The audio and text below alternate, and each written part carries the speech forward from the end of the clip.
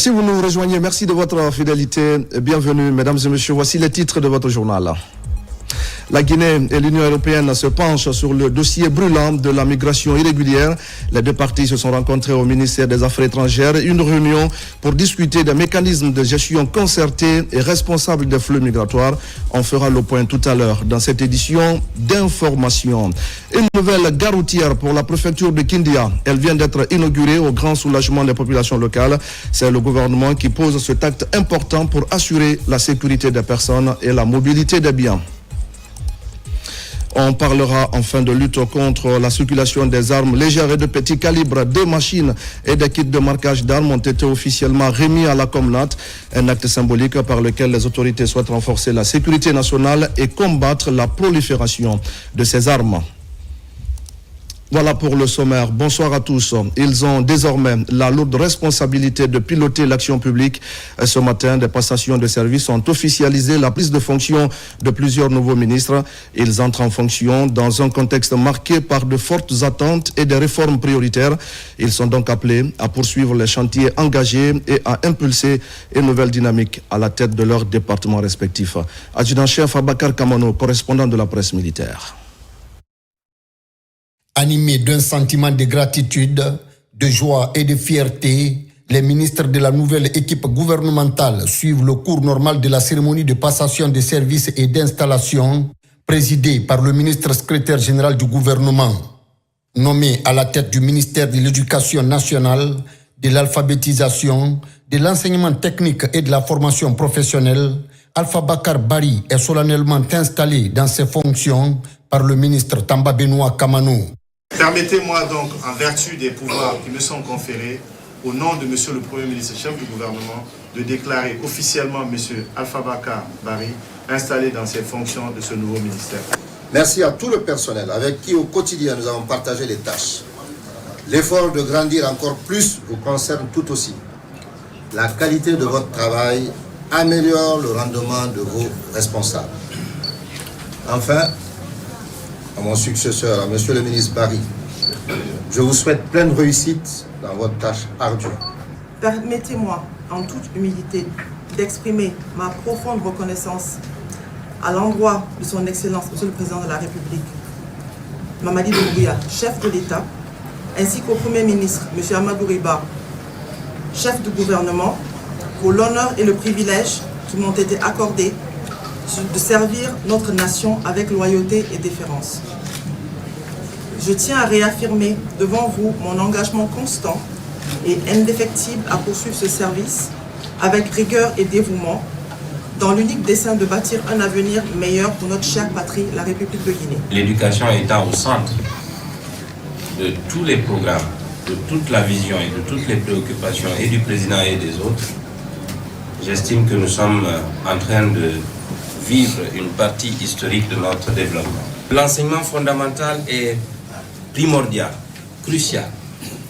Continuer les travaux dans ce domaine-là va permettre d'accélérer, de qualifier le reste.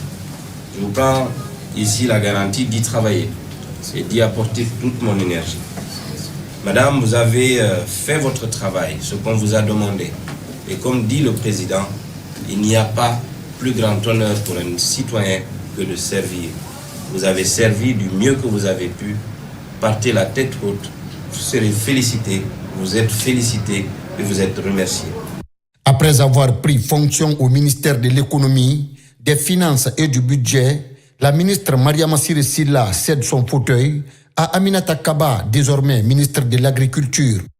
C'est avec une émotion profonde que je me tiens devant vous aujourd'hui à l'occasion de cette cérémonie de passation de charge. Servir la terre de notre pays à la tête de ce département stratégique a représenté pour moi bien plus qu'une fonction. Ce fut une véritable mission, portée par la conviction et l'engagement. Pendant ces 6 mois, ce ministère a été ma maison et le monde rural ma boussole. Je passe aujourd'hui le témoin à ma sœur Aminata Kaba avec fierté, consciente d'avoir servi un secteur fondamental pour notre économie. Servir la nation est non seulement un honneur, mais aussi un immense privilège. Ce privilège m'a été accordé une fois de plus par le chef de l'État, son Excellence, Monsieur le Président de la République, Mamadi Doumbouya, à qui j'exprime ma profonde reconnaissance, ma loyauté et mon dévouement.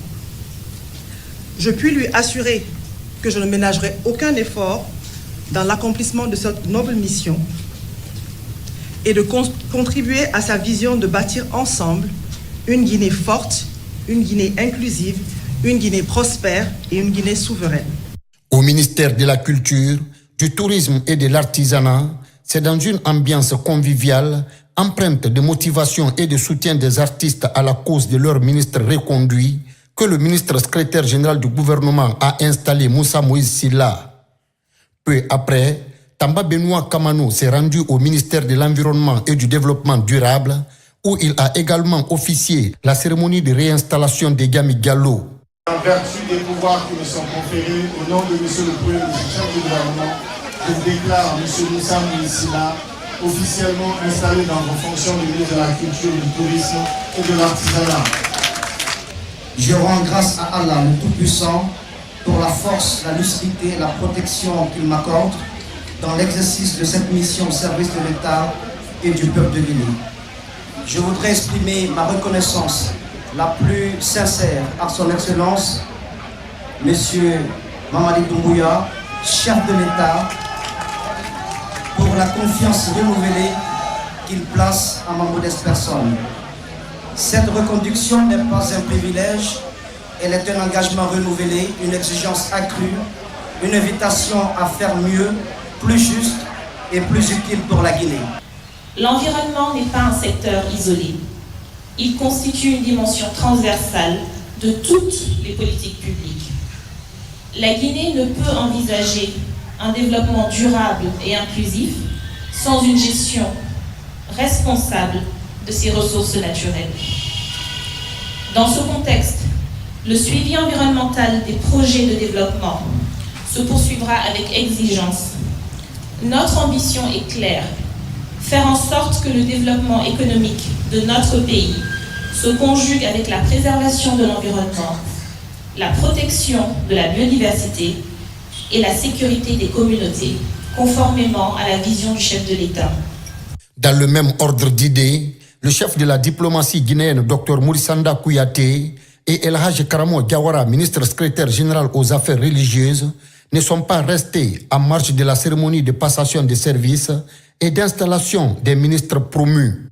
Ma gratitude va avec une profondeur particulière à son Excellence le Président de la République, le général Mamadi Doumbouya, pour la confiance constante. Pour moi, la confiance n'a pas été renouvelée, elle est restée constante. Qu'il me témoigne en m'appelant une fois de plus à ses côtés, dans des moments décisifs de l'histoire de notre chère Guinée. Je rends louange à Allah, le Tout-Puissant, le Créateur de l'univers. Et j'implore sa grâce divine qui a doté la Guinée un président visionnaire, stratège, humain, solidaire et reconnaissant. Ensuite, je voudrais profiter de cette occasion solennelle, exprimer ma profonde gratitude, un sentiment de joie, de reconnaissance, de satisfaction, de responsabilité, de redevabilité, de rigueur. Après leur installation officielle dans leur nouvelle fonction à la présidence de la République, Fana Souma et Rose Paula Prissimo passent le témoin à Mourana Souma, nouveau ministre de la Communication, de l'économie numérique et de l'innovation. Conformément aux pouvoirs qui me sont conférés, au nom de Monsieur le Premier ministre, chef du gouvernement, je vous déclare officiellement installé dans vos fonctions de ministre de la Communication, de l'économie numérique et de l'innovation du tout premier gouvernement de la Ve République. Je vous félicite et que Dieu vous guide, qui vous donne la force et l'énergie nécessaires de conduire cette noble mission. Mes remerciements à l'ensemble de la presse guinéenne. publics comme privés sans distinction. J'aimerais saluer le courage et le professionnalisme de ces acteurs dont la contribution est fondamentale dans la construction de notre patrie. Je souhaite également plein succès à mon frère et ami, M. Moulana Souma, pour la nouvelle mission. Lorsque nous avons engagé les réformes au sein de ce département, avec l'appui déterminant des cadres et des équipes, les grands chantiers du ministère des Postes, des Télécommunications et de l'économie numérique, le choix a été clair, passer des intentions aux infrastructures.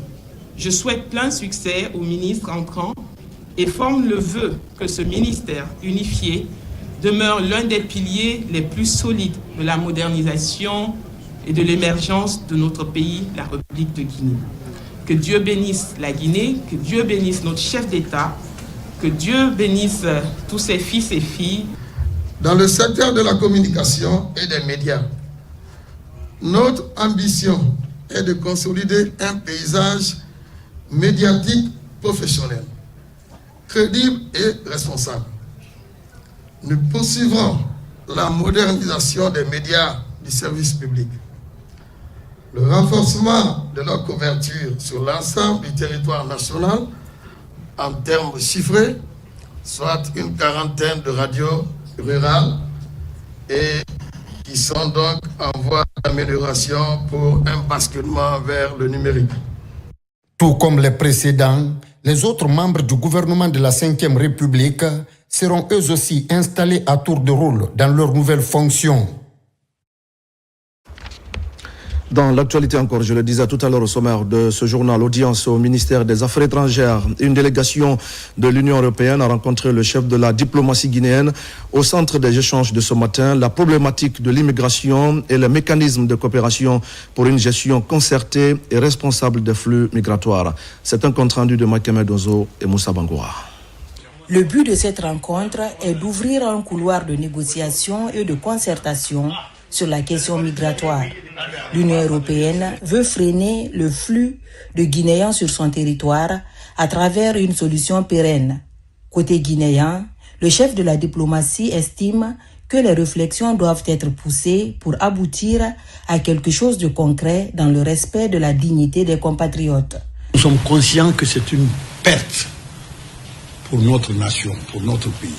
C'est pourquoi nous allons travailler avec vous pour trouver des solutions pratiques, pragmatiques. Avec les cadres, voyez, mais à la limite de la dignité de nos concitoyens. La dignité. Mettons derrière nous ces images regrettables de gens menottés, jetés dans des charters, humiliés. Les identifications par téléphone cellulaire ne marcheront pas. Soyons sûrs, soyons d'accord sur ça. On ne peut pas, il s'agit de la dignité et des droits des personnes. On ne peut pas au détour d'un téléphone dire vous le reconnaissez, alors mettez-le dans le charter, non. L'Union européenne veut passer à la vitesse supérieure dans la lutte contre l'immigration clandestine. L'institution veut une réponse rapide et brandit l'article 25 de ces textes qui fixe des restrictions sur le traitement des dossiers de visa. Nous aspirons à ce que cette réunion technique, vous l'avez rappelé, nous permette de traiter les sujets, mais au-delà du constat des blocages, de définir le chemin et la solution qui permet de résoudre les difficultés. Donc nous sommes très heureux de cette occasion que vous nous donnez, ici même au ministère des Affaires étrangères, d'avoir cette session parce que nous aspirons à la coopération la plus efficace possible avec la Guinée, y compris sur ce sujet des migrations, y compris sur ce sujet difficile du retour des Guinéens en situation illégale en Europe. Dialogue et concertation, ce sont les principales recommandations du chef de la diplomatie guinéenne. J'ai vu dans la presse que l'Union européenne menace la Guinée parce que si la Guinée ne fait pas ceci, on ne donne pas les visas aux Guinéens et tout. Non. Les villageois, les 99% des Guinéens ne veulent pas aller en Europe. Ça, il faut le savoir. C'est une infime partie qui veut partir. Donc, ça ne nous effraie pas. Là, on va faire l'article 25. Les visas vont durer.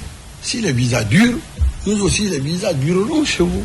Et ça, ce serait malheureux qu'une institution aussi importante dans le monde soit en conflit avec notre pays. Ce n'est pas ni pour l'Union européenne, ni pour la Guinée. Évitons cela. Travaillons et rien ne sera restreint. Cette rencontre s'inscrit dans une dynamique de dialogue et de coopération renforcée entre la Guinée et l'Union européenne. Les deux parties réaffirment leur volonté commune de lutter contre l'immigration irrégulière tout en favorisant des solutions durables. Au même moment, la Guinée a rendu hommage à la mémoire des migrants disparus sur les routes périlleuses de la migration irrégulière. Une commémoration à l'initiative de l'organisation guinéenne de lutte contre la migration irrégulière à travers des échanges poignants avec des familles endeuillées et la publication de témoignages bouleversants. Un moment de recueillement, mais aussi de sensibilisation, comme le montre ce reportage de Marwan Kamara et son Assagno. Ils sont des centaines, parfois des milliers, des jeunes Guinéens à avoir quitté leur terre natale, portés par l'espoir d'un avenir meilleur et qui ne sont jamais revenus. Aujourd'hui, les familles, les acteurs de la société civile et les responsables des mouvements associatifs se rassemblent pour se souvenir. Une journée de commémoration dédiée à la mémoire des migrants guinéens disparus à travers les routes périlleuses du désert et de la mer. Aujourd'hui, nous sommes là pour évoquer cette situation, de parler de comment les familles sont impactées, socialement, économiquement et même au niveau de la santé. À tout moment, moi seul, je me mets à pleurer malgré mon âge, je n'arrive pas à résister quand je pense à mon enfant. C'est mon enfant là qui m'a sauvé de la mort parce que sa maman a voulu me percer d'un couteau dans mon estomac ici. C'est lui que Dieu a amené comme l'ange Gabriel pour retirer le couteau. Donc il est venu me sauver et lui, il a disparu. Je ne sais où il est actuellement. Une occasion mise à profit par l'organisation guinéenne de lutte contre la migration irrégulière pour publier des rapports issus des enquêtes de terrain réalisées auprès des parents de migrants disparus. Des documents qui retracent les parcours, les disparitions, mais aussi les conséquences psychologiques et sociales laissées derrière chaque départ sans retour. 2024, c'est cette année que le rapport a été publié à l'occasion de 6 février, parce qu'il fallait écouter pour savoir combien de fois les familles souffrent, qu'est-ce que les familles font, comment ils font les deuils, comment ils font pour la recherche. Nous réaffirmons notre engagement aujourd'hui en ce jour solennel de diligenter ces demandes dans les règles et les procédures et dans les meilleurs délais pour pouvoir répondre à ces questions d'assistance. Initiée par l'OGLMI, cette journée commémorative vise à sensibiliser la jeunesse guinéenne sur les risques liés à la migration clandestine et à promouvoir des alternatives locales durables. L'État et le secteur privé disposent désormais d'un nouvel instrument de lecture de l'économie nationale. Il s'agit de l'indice de confiance des entreprises de Guinée, un outil récemment lancé pour mesurer les tendances en matière d'emploi et d'investissement. C'est aussi un outil destiné à renforcer le dialogue public-privé sur des bases concrètes. Explication, Terno Ousmane Diallo. Avec le lancement de la première édition de l'indice de confiance des entreprises de Guinée, ICON, la Guinée dispose d'un nouvel atout qui vient contribuer au développement du climat des affaires. Mise en place par Falimé Conseil, dirigé par l'ancienne ministre de l'économie et des finances, Malado Kaba, cette initiative répond à un besoin des entreprises et vient en appui à l'État dans la prise de décision. Alors ICON, c'est une enquête qui consiste en un sondage auprès des entreprises de notre pays. Donc nous comptons le faire chaque semestre, envoyer une série de questionnaires qui couvrent différents types de questions, l'environnement économique général. Donc cet indice global qui permet d'être un signal au gouvernement, mais aussi au secteur privé, et qui se veut aussi être, et surtout à mon avis, un outil de dialogue entre les pouvoirs publics et le secteur privé. Nous sommes convaincus que la confiance dans l'entreprise, c'est comme une infrastructure. Et la confiance, elle se construit sur des données fiables, lisibles et partagées. Et nous pensons que ICON apporte un signal clair sur ce plan. À travers les données collectées et régulièrement actualisées, l'indice ICON va apporter une contribution de qualité dans la mise en œuvre des politiques de développement et faciliter l'orientation des investissements privés vers des secteurs porteurs où le besoin se fait sentir. La CGGI est convaincue qu'un dialogue économique efficace et durable doit reposer sur une base essentielle, des données fiables, partagées et régulièrement actualisées. J'ai l'habitude de dire que ce qui n'est pas évalué n'est pas exécuté. Et l'évaluation nécessite des données. Et ce que vous faites actuellement procède de la collecte et de la mise à disposition des données pour des prises de décision. Ce que vous faites donc est d'un apport inestimable. L'analyse des données tirées de l'indice de confiance des entreprises de Guinée va aussi permettre d'anticiper certains chocs et mieux valoriser les différentes performances. Nous allons prendre maintenant la direction de Kigali, au Rwanda, où se poursuivent les travaux de la 20e édition du Conseil de concertation et de dialogue pour une gouvernance inclusive. Cette initiative, devenue une tradition, est présentée comme un modèle africain de gouvernance au service des populations. Un accent est ainsi mis sur la transparence et l'équité. Sur place à Kigali, notre envoyé spécial, Abdul Karim Kamara. Dans la région des Grands Lacs, en Afrique, la gouvernance pleinement au profit du peuple prend une nouvelle dimension, celle participative et inclusive qui s'impose à tous les esprits de la manière la plus évidente. Caractérisée par des interactions, cette gouvernance est incarnée par le Rwanda depuis 20 ans. Ici, le peuple rentre en contact direct avec ses dirigeants pour parler sans tabou des questions de développement.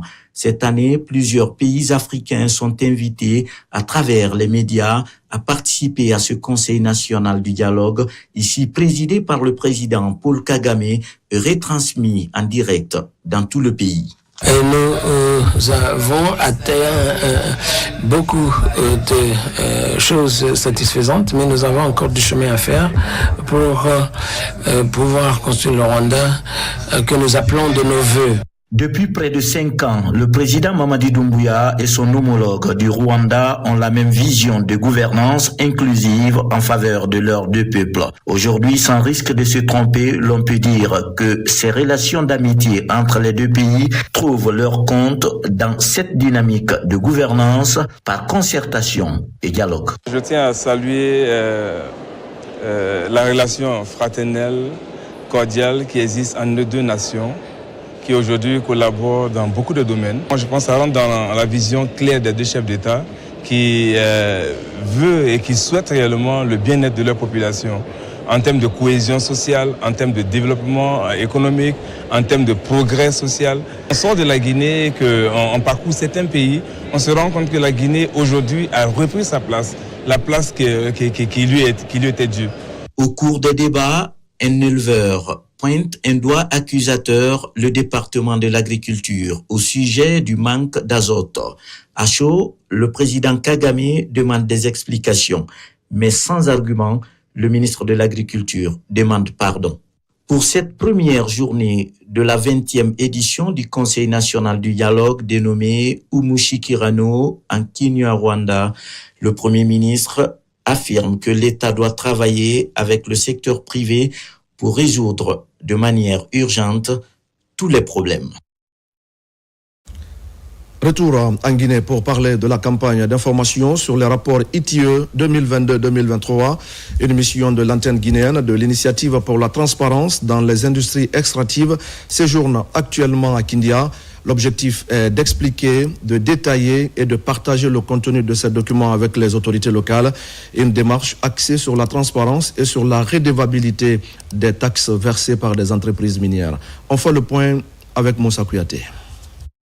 C'est après un bref échange avec le préfet de Kindia que la mission pilotée par Abdoulaye Souma a rencontré ici à la mairie les autorités communales et d'autres acteurs de la société civile pour clarifier le contenu des rapports ITIE 2022-2023. En tant que représentant de la société, nous avons eu des informations à travers lesquelles nous pouvons aller dans les différentes collectivités pour vérifier l'exactitude et la traçabilité de ces chiffres que nous avons vus, de faire autant d'efforts pour qu'il y ait la transparence, la bonne gouvernance dans l'intérêt général et dans l'intérêt supérieur des collectivités, mais également du peuple de Guinée. Ce que nous avons reçu ici aujourd'hui, ça nous a beaucoup édifié. Les recommandations, elles ne sont pas tellement, c'est tout juste de faire le travail au temps précis. Nous sommes en train de faire les rapports de 2022 et 2023 en 2026. Donc, si ça se faisait au fur et à mesure, je crois que ça serait plus salutaire. Pour le secrétaire général de la préfecture de Kindia qui a lancé les travaux, cette dissémination est une source d'information fiable pour le public. Nous sommes très contents et nous en sommes fiers. Toute la société est impliquée à travers les différentes couches, la société civile, les élus locaux, les représentants de l'État, des parts et d'autres. Donc, on peut dire que cette vulgarisation est une science qui préoccupe maintenant tous les Guinéens. Parce que quand on sait ce que nous gagnons et ce que nous devons gagner à travers le partenariat soutenu par tous, là nous sommes fiers de comprendre que cette vulgarisation constituera une clé d'information pour la population. La mission est attendue dans la préfecture de Dingirai pour le même exercice avant de commencer l'étape de la région administrative de Kankan. Et pendant ce temps, des efforts s'intensifient et se concrétisent en faveur de la mobilité, toujours dans la région administrative de Kindia. La gare routière de la préfecture a été officiellement inaugurée en présence des autorités locales et des populations de la cité de Manga Kindi Kamara. Cette infrastructure, longtemps attendue par les citoyens, devra contribuer à moderniser le transport interurbain et à renforcer la sécurité des voyageurs. Sununu Sidibé et Marwan Kamara. À travers cette nouvelle infrastructure, la préfecture de Kindia se dote désormais d'une gare routière moderne, longtemps attendue par les populations. Fruit de la volonté des autorités guinéennes pour désengorger la ville, cette gare routière dispose des zones d'embarquement de plusieurs localités, des magasins de stockage, la banque, le restaurant, l'imprimerie, une direction administrative et plusieurs autres compartiments. Au nom de l'Union nationale des transporteurs routiers de Guinée, je viens exprimer notre profonde gratitude aux autorités nationales et locales, ainsi qu'à tous les acteurs qui ont œuvré pour la réalisation de ces projets. Nous prenons l'engagement de faire un bon usage de cette infrastructure, de respecter les règles établies et de contribuer au bon fonctionnement. Réalisé par THB Group, l'ouvrage devrait contribuer à l'organisation du secteur du transport et à améliorer les conditions de travail des transporteurs et des usagers. Cette gare routière va apporter un grand plus dans le domaine des transports, particulièrement dans le cadre de la modernisation et le développement des infrastructures de transport. Donc ça va faciliter la mobilité et l'accessibilité de la population à leur point d'embarquement. Monsieur le maire de la commune urbaine, je vous invite à appeler tous les chauffeurs, ceux-là qui créent des gares routières de fortune à côté. Je veux voir tout le monde dans cette gare routière. C'est fait pour nous, pas contre nous. Ça va nous aider à désenclaver la route. Vous avez vu combien de fois nos routes sont enclavées? Bientôt une mission va sortir. Pas de dire que tous ceux qui sont sur les artères là, ils vont tous quitter. La construction de cette gare routière s'inscrit dans la vision des autorités visant à désengorger les centres-villes, réduire les stationnements anarchiques et professionnaliser le secteur du transport. De nouvelles infrastructures pédagogiques viennent également d'être inaugurées au complexe scolaire professionnel et universitaire Ahmad Dieng à Benturaya dans la préfecture de Koya. Une cérémonie solennelle qui a également servi de cadre à l'accueil des nouveaux étudiants de l'établissement. L'événement a enregistré la présence de plusieurs cadres du ministère de l'enseignement technique et de la formation professionnelle. Fatoumata Batouli Diallo pour des explications. Le complexe scolaire, professionnel et universitaire Ahmed Dieng, situé à Benturaya dans la préfecture de Koya.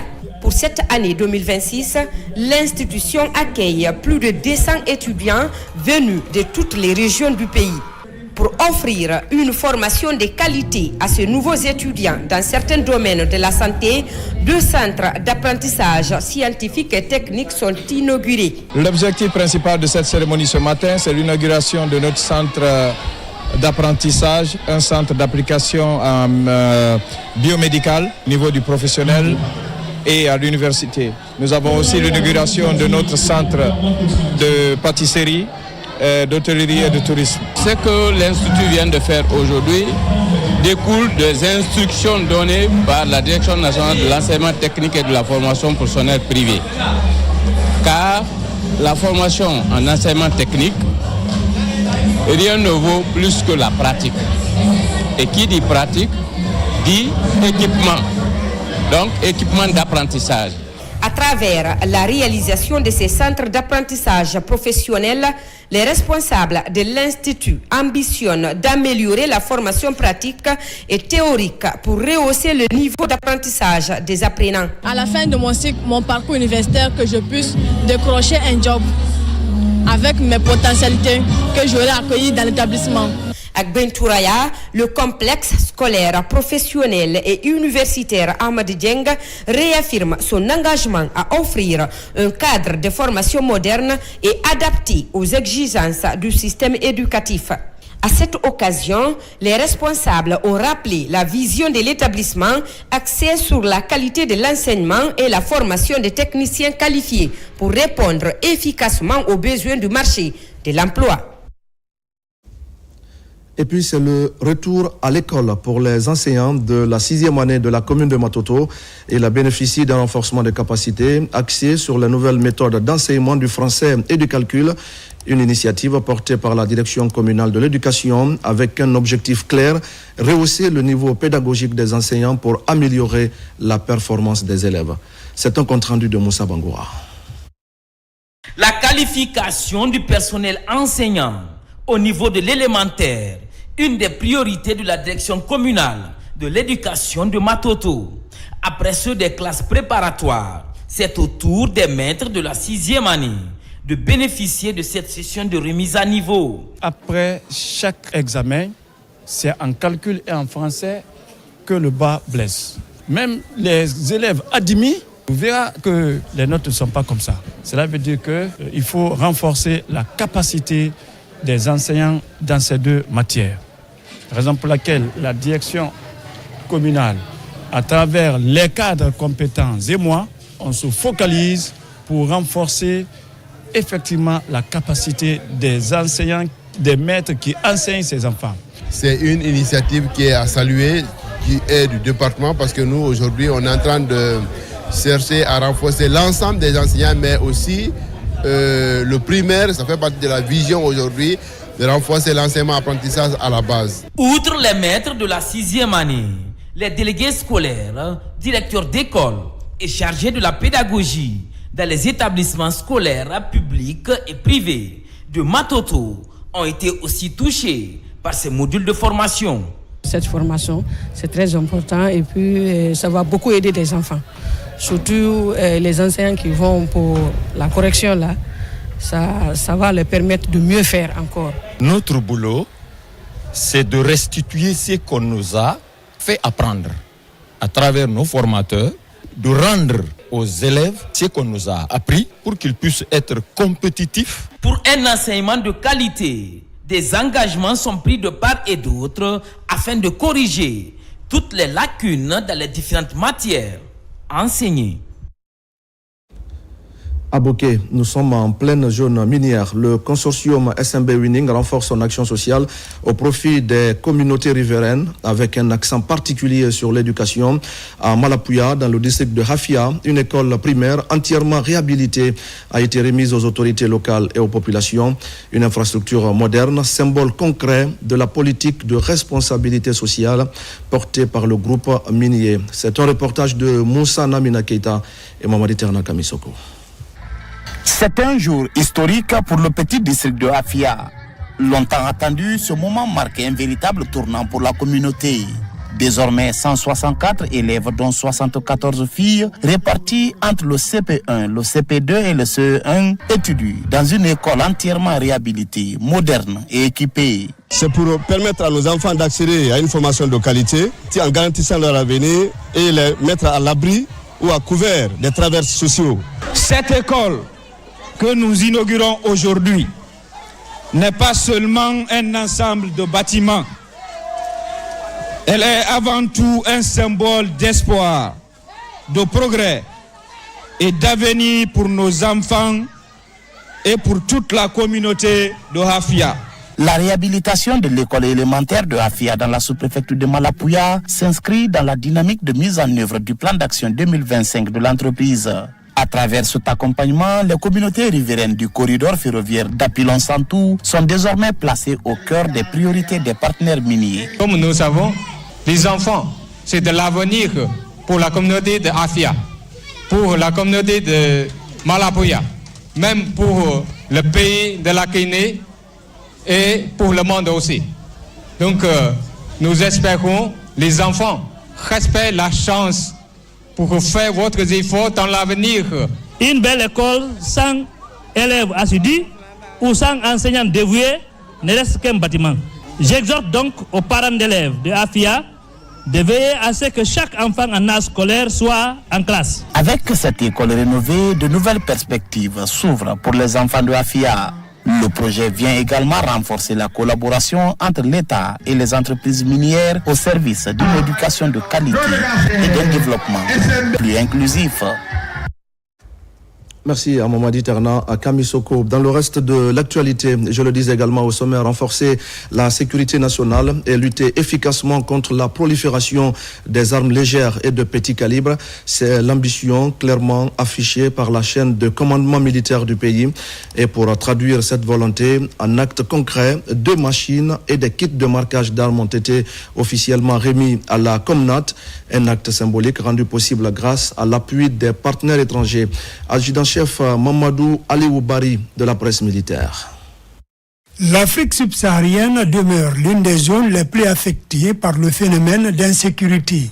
En 2025, la circulation des armes légères et de petit calibre en Afrique de l'Ouest reste un moteur clé de l'insécurité alimentée par des conflits persistants dans le Sahel et une prolifération transfrontalière incontrôlée. Pour freiner ce fléau, la République fédérale d'Allemagne, à travers le Centre international de Bonn pour l'étude des conflits, BIC, et la Communauté économique des États de l'Afrique de l'Ouest, CEDEAO, offre des machines et des kits de marquage aux forces armées guinéennes. Dans un monde où les défis en matière de sécurité sont de plus en plus complexes, surtout en Afrique de l'Ouest en ce moment, il est impératif que nous disposions des outils nécessaires pour garantir la traçabilité de nos équipements militaires.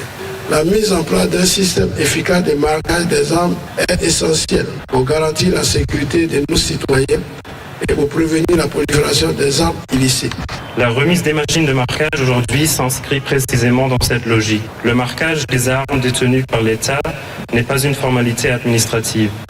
C'est une mesure fondamentale de prévention qui permet de renforcer la traçabilité, de limiter le détournement et de soutenir la responsabilité institutionnelle des forces de défense et de sécurité.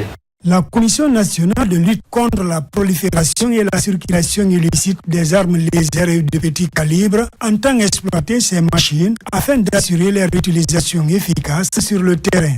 Le combat contre la prolifération et la circulation des armes légères et de petit calibre en République de Guinée est une impérieuse nécessité.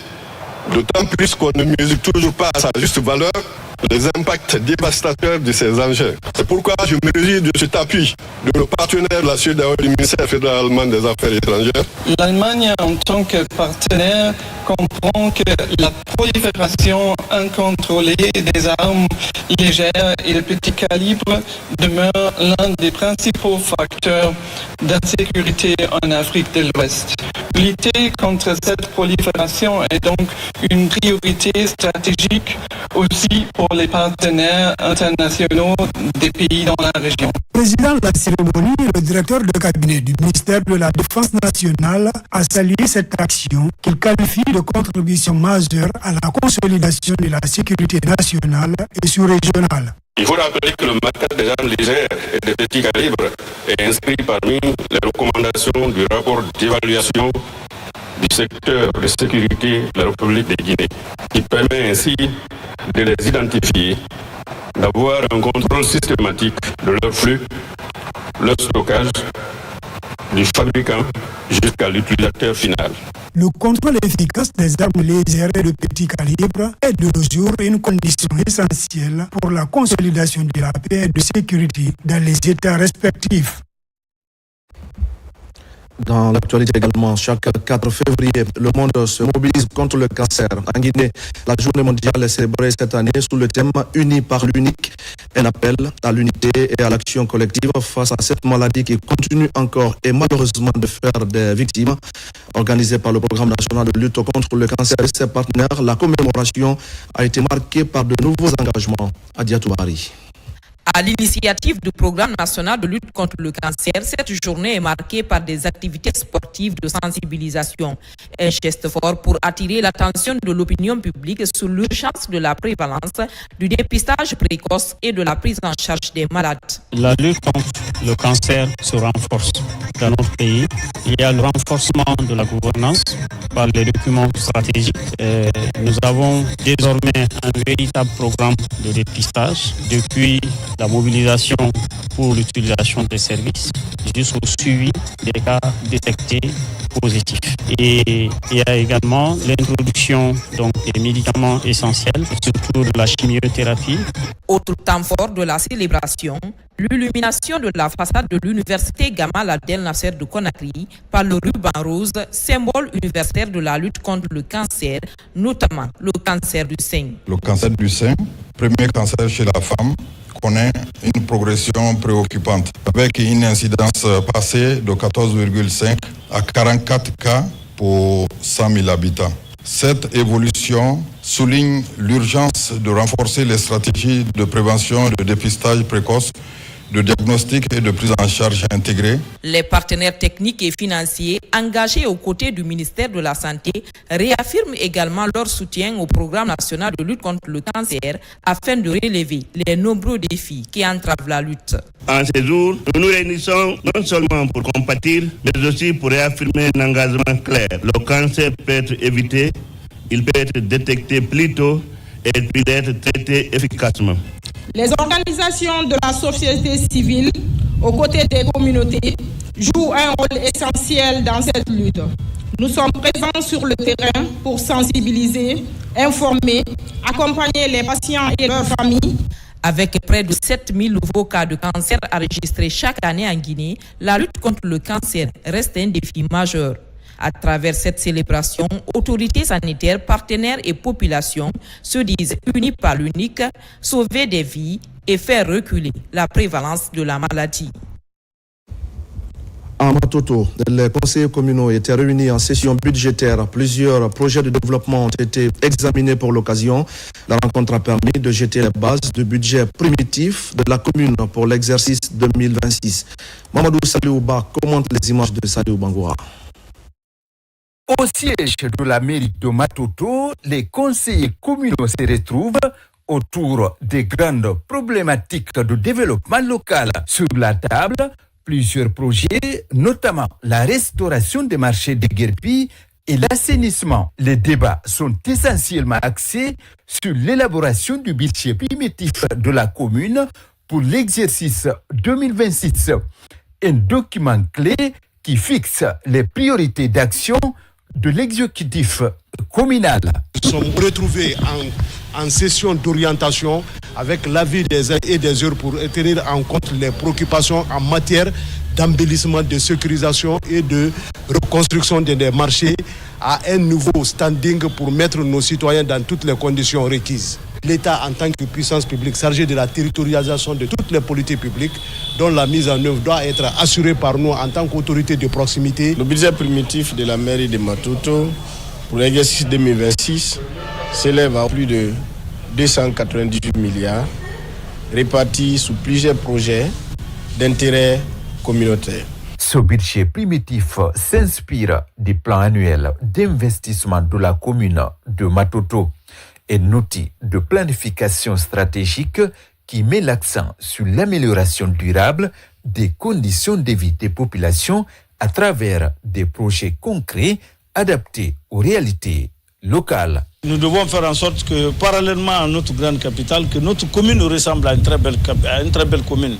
Et pour ça, le cadre de vie fait partie de nos priorités et surtout la rénovation de notre bloc principal.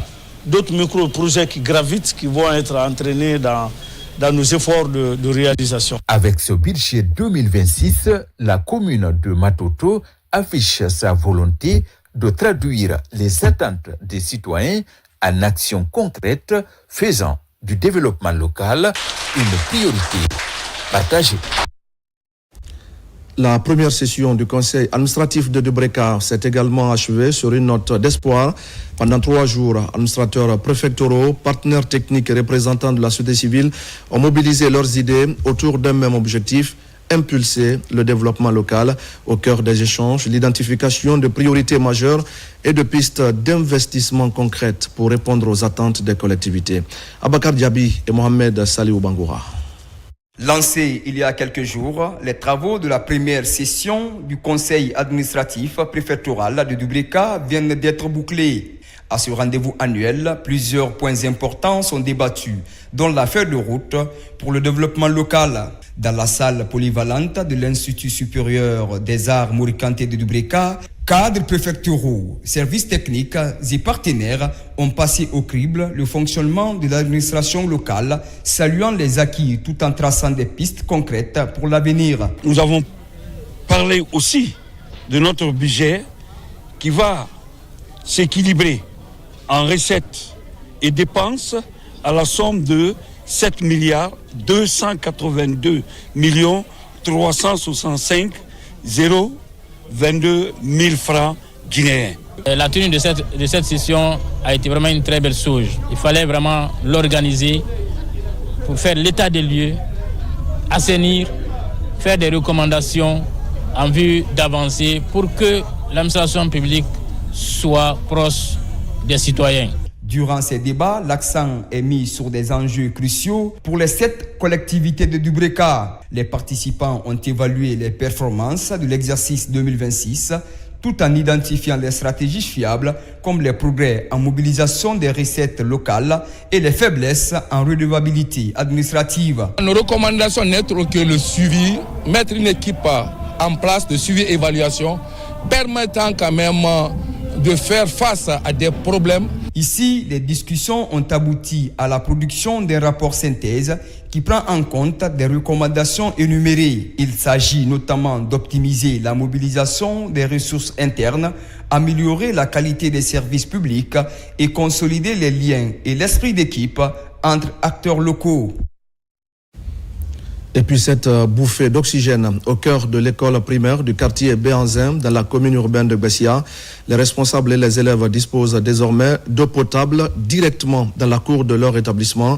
Un forage réalisé grâce à l'appui de l'ONG Rotaract Club de Conakry et qui met fin à de longues difficultés d'accès à cette ressource vitale. Nabi Kamara.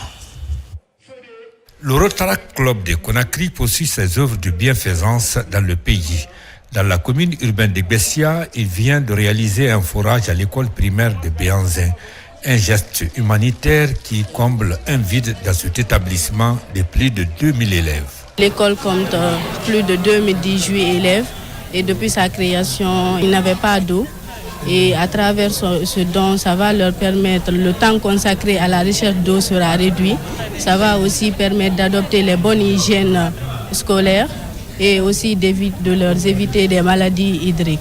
Encadreurs et élèves de l'école primaire de Béanzin sont comblés de joie et restent reconnaissants envers Rotaract Club de Conakry qui leur offre ainsi la possibilité d'accéder pour la première fois à l'eau potable dans leur cours. L'école a eu de l'eau et vraiment nous sommes très contents, très contents. Et les enfants et moi, nous sommes vraiment très ravis. Je suis très contente d'avoir ce bijou à mon temps. Dieu merci. Je remercie l'ONG, je remercie le président de la République parce que si tu nous vois dans ça aujourd'hui, c'est grâce à lui. Je le remercie très sincèrement et nous prions Dieu que nous puissions gérer ce forage-là en bon escient. Pour Rotaract Club de Conakry, la réalisation de ce forage dans la cour de l'école primaire de Béanzin a été possible grâce à l'appui de ses partenaires comme Rotaract Club de Bamako. Et c'est également une bonne nouvelle pour les muezzins, patriarches et 4 communicants de la préfecture de Mandiana. Ils viennent de recevoir des motos pour faciliter leur déplacement, un appui d'un fils du terroir pour soutenir l'engagement constant de la maman du chef de l'État à propager les valeurs citoyennes et religieuses à travers le pays. Yamokaba. Au rythme d'une cérémonie à forte portée religieuse, 3 corporations se donnent rendez-vous pour une justice sociale sans distinction. Il s'agit des premiers muezzins de chaque mosquée des 12 collectivités de Mandiana, plus la commune urbaine, les patriarches de Wassolon et 4 communicants. Chacun reçoit une moto pour faciliter sa mobilité. Et là, il faut déjà quitter le donateur et fils du terroir, insiste sur le renforcement de la transmission des valeurs religieuses et citoyennes pour préserver l'harmonie entre les communautés. Il y a eu une particularité qui a attiré l'attention de tout le monde, c'est celle des muezzins, que nous pensions difficilement à eux. Et c'est eux qui sortent très tôt le matin à l'aube, nuitamment, pour procéder à l'appel de la prière. Quand Elhadji Fodé Diakité, au nom du président de la République, au nom de la famille présidentielle, pense à ceci-là, ça c'est une fierté. En recevant aujourd'hui ces motos, on oublie le mauvais souvenir. À tout moment, on était en retard quand il s'agit de retrouvailles religieuses. Au nom de nos imams, nous disons merci aux donateurs d'avoir pensé aux muezzins. En remettant ces motos aux muezzins, patriarche et communicant de Mandiana, le bon samaritain s'inspire de l'esprit patriotique du chef de l'État Mamadi Doumbouya, et un partenariat solide qui se réactive davantage pour répondre aux besoins des communautés. Nous demandons aux muezzins, aux sages, de continuer à faire les bénédictions pour la paix, pour la tranquillité dans notre pays. Ces bénédictions qui ont été faites par eux